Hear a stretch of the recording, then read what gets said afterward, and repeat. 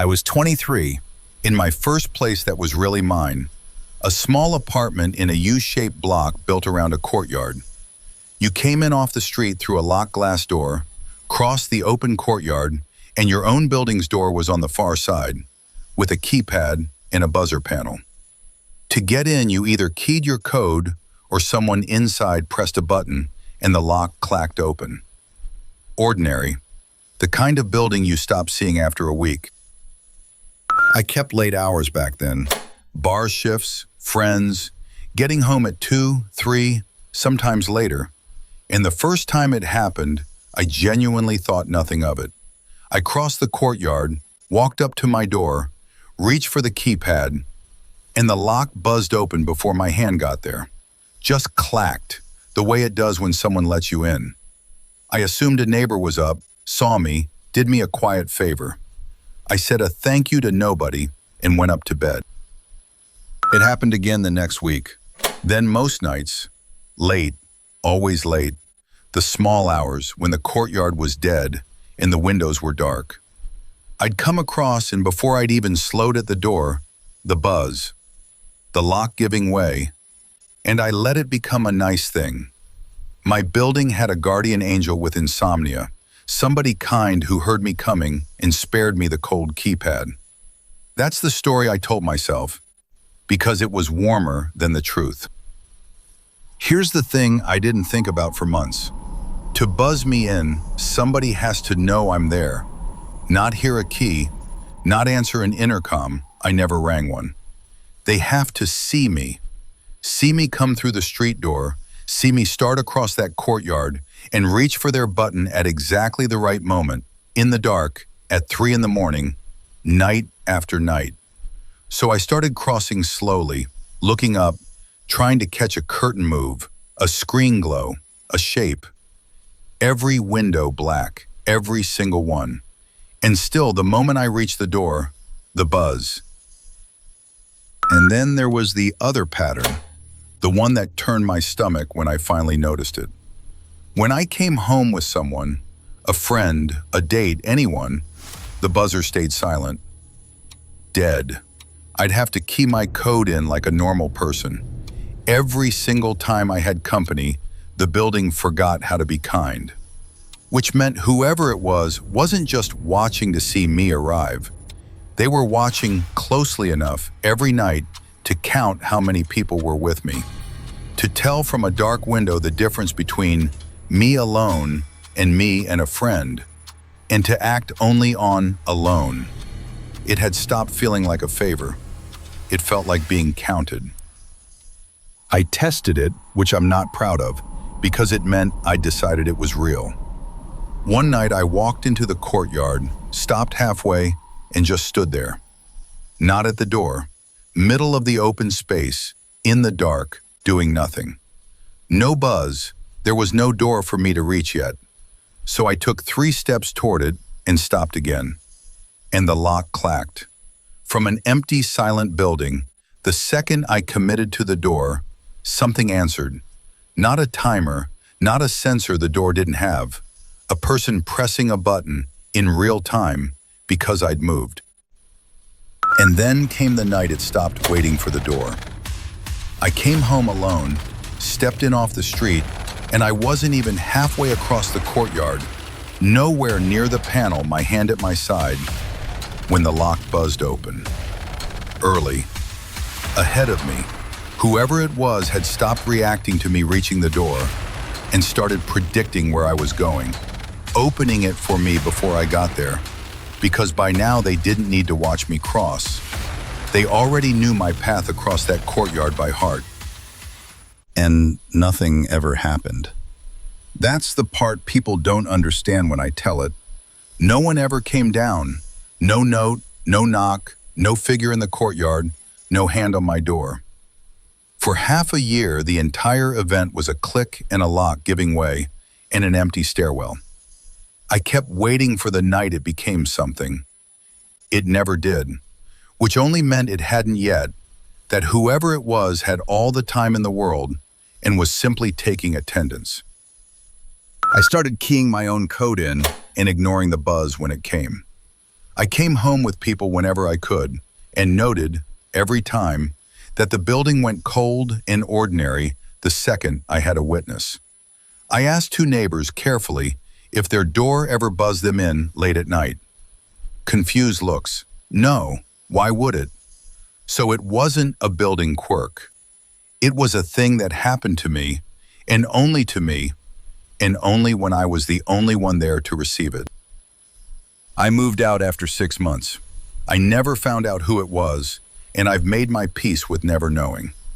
But I'll tell you the night I think about. Not one of the 100 nights the door opened for me. The last week after I'd started ignoring it, I came home alone, walked up, keyed my own code, and the buzzer stayed quiet, completely quiet. And I stood there in the open door more frightened than I'd ever been, because a silent building meant only one thing now. It meant whoever it was had finally understood that I knew. All those months it buzzed, I was being watched and didn't feel it. The night the buzzer stayed quiet was the night I finally felt watched.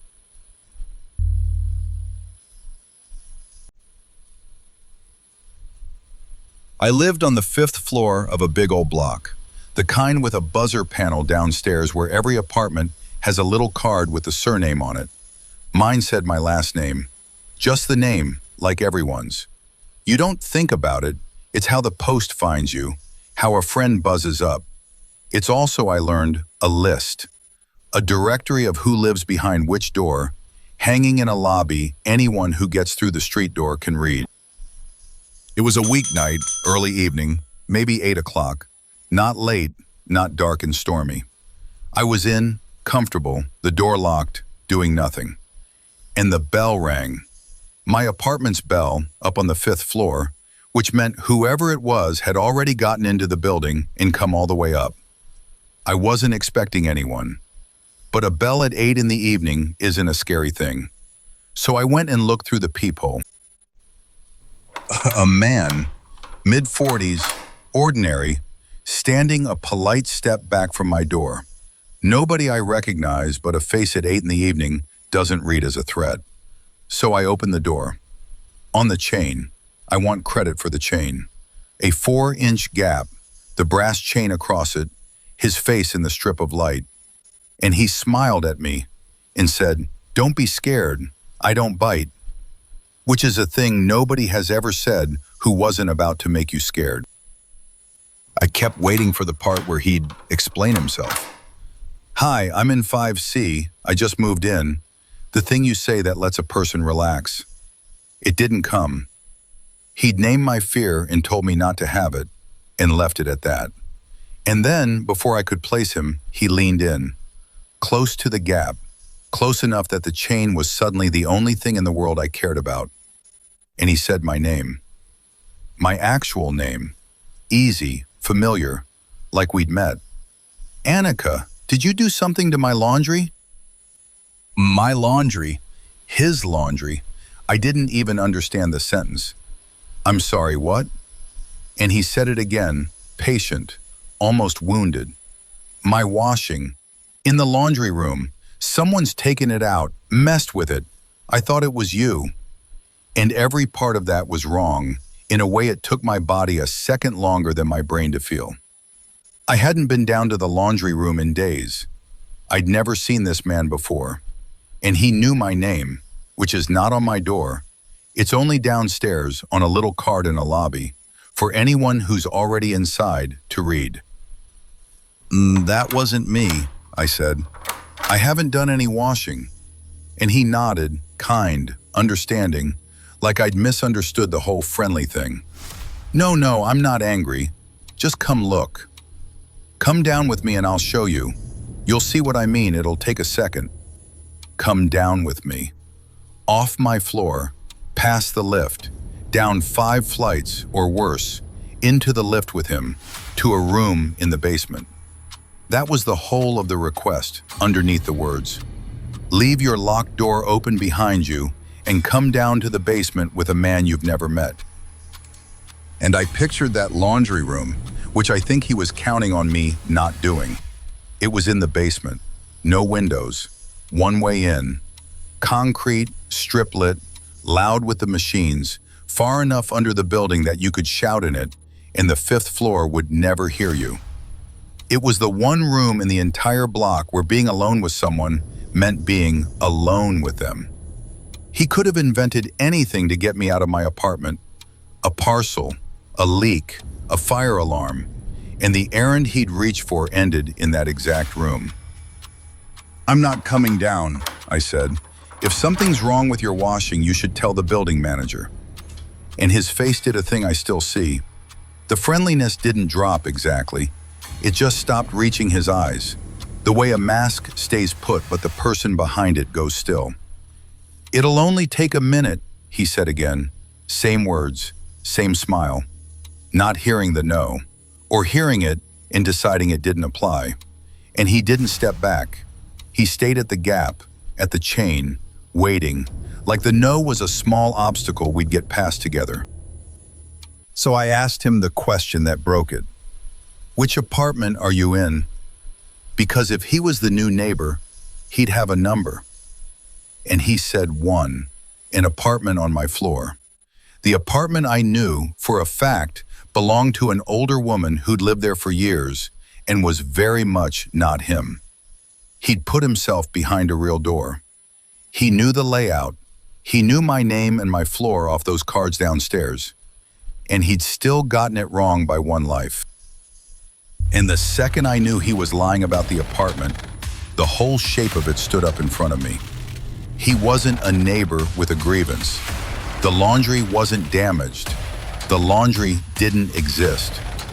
The only thing waiting in that room was the part he hadn't said out loud yet. I shut the door. Not slammed. Shut. Fast and final. The chain still on. My hands not quite steady on the lock. And then I stood with my back against it and listened. He didn't knock again. He didn't argue through the wood. He just stayed. I could hear him out there not leaving. The small sounds of a man standing very still on a landing on the other side of a door, deciding. For a minute, maybe two, the most patient silence of my life. Both of us breathing through an inch of wood. I called someone, said it loud, on purpose, near the door. "Yeah, there's a man outside my apartment. Can you come? Can you stay on the line?" Loud enough to carry through. And that he heard. Because the footsteps started then, unhurried even, in no rush at all, moving off down the landing toward the stairs. Not the lift, the stairs. A man who didn't want to be standing in a metal box with a door that opens onto a camera in a lobby when whoever I'd called arrived. My partner came over and we checked, together, an hour too late. We went down to the laundry room. His washing wasn't there. Nobody's washing was disturbed. There'd been no grievance to come about. And the older woman in the apartment he'd claimed had never heard of him, never sent anyone, was alone all evening. I take the laundry down in the afternoon now, when the basement isn't empty. And when a stranger at my door knows my name, I don't feel flattered, and I don't feel rude for the cold that goes through me. A name on a buzzer card is not a friend. It's a fact someone collected on their way up to you. He didn't need a key or a weapon. He just needed a brass chain to be the only thing between us. And it was.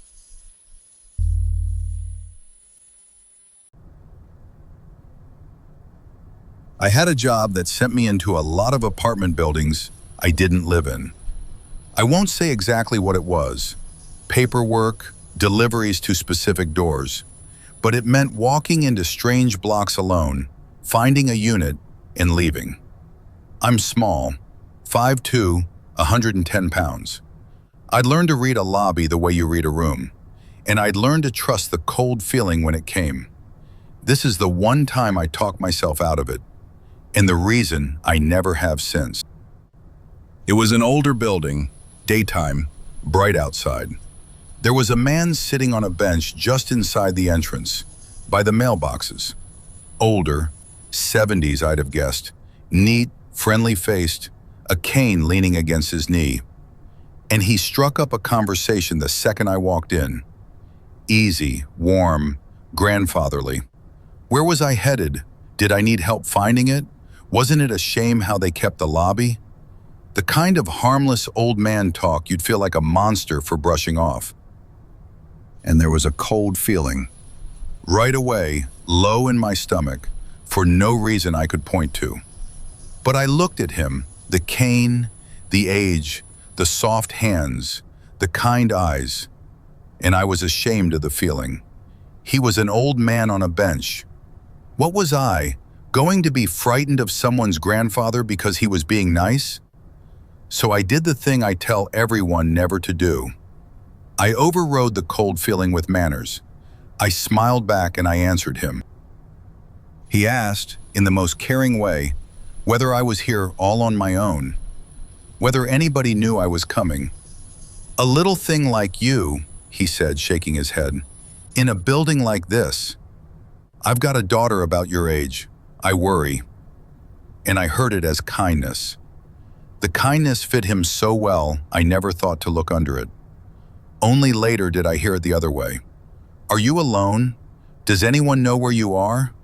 Asked so gently that answering felt like reassuring a worried father. The inner door to the residence part was locked, and I didn't have a fob. I was going to buzz the unit I needed, but he was already up, leaning on the cane, shuffling over. Oh, I'll let you in, dear. Don't trouble them. And he keyed it open and held it for me. A small courtesy. Except now I owed him one, in the silent arithmetic of manners. And now he was coming through the door with me. And now we were on the other side of the locked door together. And I had let it happen because he was old, and it would have been rude to say no. There was an elevator, and there were stairs. I'd have taken the stairs. I always take the stairs, 2 floors, nothing. But he steered me gently, relentlessly toward the elevator. These old knees, I can't do the stairs. Ride up with me, keep an old man company. And I got in. I never decided to get in. I decided not to be unkind over and over, one tiny choice at a time, until I was standing in a metal box with the doors closing, and the cold feeling was screaming, and my manners were still smiling. In the elevator, he stood a little too close, and he talked the whole way. I keep an eye on the young ones who come through here. Somebody's got to watch out for you. And I made myself glance at the doors, the brushed metal, dull and mirrorish. And in that smeared reflection, I caught him, not looking at my face, looking down, slow, deliberate, the whole length of me and back up, the way you size a thing you intend to lift. And when my eyes came up to the reflection of his, he was already smiling at me, warm as ever, like he hadn't just done it. The doors opened on my floor and I got out fast, too fast, and said, "Thank you," without turning around. "I'm fine from here, thank you so much." And he called after me, light, pleasant, certain. "I'll wait for you, dear. Take the elevator back down, these halls aren't safe." I didn't answer. I walked to the unit I needed and I knocked. No one home. Nobody to let me into a lit apartment, nobody to stand next to. Just me in an empty hallway, and a man somewhere behind me who'd said he would wait. I told myself he'd be gone. Old men don't actually wait. He'd have shuffled off, forgotten me, gone back to his bench. I turned the corner back toward the elevator, already reaching for the stairwell door instead, and he was there, standing by the elevator. Not sitting, standing, square between me and the way down, the cane in his hand but not leaning on it now, and he smiled and said, "There you are. I've been waiting for you right here." "I'll take the stairs," I said. My voice came out small, and I turned fast for the stairwell door I just passed, and behind me I heard him move. Not a shuffle, not the tap of a cane, a clatter, wood on tile, the sound of a cane being dropped, thrown down, discarded, because he didn't need it, and never had. I got the stairwell door open and I went down those stairs faster than I've ever moved in my life. And he came after me. Not hobbling, not struggling, running. Full speed, 2 steps at a time, his footfalls right above me and getting closer. A man who minutes ago couldn't manage 2 flights of stairs, now taking them like a much younger man. Like an athlete, like someone who'd waited a long time for this exact set of stairs. I could hear how this ended. He was faster than me. The math of it was simple, and it was not in my favor. 2 more turns of the stairwell, and he'd have a hand on me, and there was nobody in that concrete shaft to hear it. The same way there's nobody in any stairwell, ever. And I understood, too late, why he'd worked so hard to keep me out of one on the way up, and why he was chasing me into one now without a second thought. And then, below me, a door. The ground floor stairwell door swinging open and a man stepping in. A resident, a big guy with a gym bag, earbuds in, not even looking up. A stranger, a witness. And the sound behind me changed in an instant. The pounding footsteps stopped. And what came down the last flight behind me was a shuffle. Slow, careful. The tap, and he didn't even have the cane anymore. He'd left it up there. So it was the sound of a cane with no cane. A limp put back on over a dead run. And a voice, gentle and breathless in exactly the wrong way. "Careful on these stairs, dear. They're steep." The man with the gym bag glanced up, saw a frightened young woman and a sweet, slow old man easing down the steps behind her. And you could watch him decide it was nothing. A wince of polite sympathy.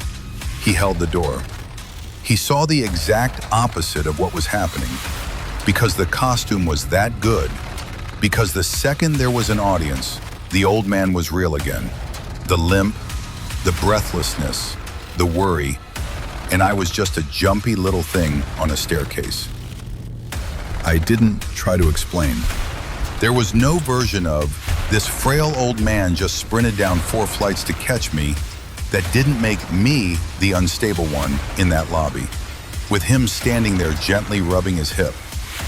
I just walked, fast, straight out the front door, past the bench he'd been sitting on, into the bright daylight that had felt so safe an hour ago. And I did not stop until I was in my car with the doors locked and my hands shaking too hard to get the key in. And from the car, through the windshield, I looked back at the entrance. And there he was, out front now, standing in the sun, empty-handed, no cane, not leaning on anything, just standing there, easy and upright, watching my car. And when he saw me looking, he smiled. Warm, patient, a kind old man seeing off a girl who'd panicked over nothing. And he lifted a hand and waved. No cane in it. He dropped that upstairs and never gone back for it. And he didn't need it out here either. And he wanted me to see that he knew I knew. And I have never in my life been so frightened of someone being nice to me. So now, when someone harmless needs me to make an exception, to take the elevator, to hold a door, to come this way, to not be rude, I am rude. Cheerfully, completely, unapologetically rude, because I would rather be the jumpy little thing in someone's story than the polite one in mine. The cold feeling was right on that bench, and I argued it down with manners. And manners are exactly what he was wearing too. So whoever he was, wherever those stairs are, keep your cane, keep your daughter my age, keep all of it, and let's never meet.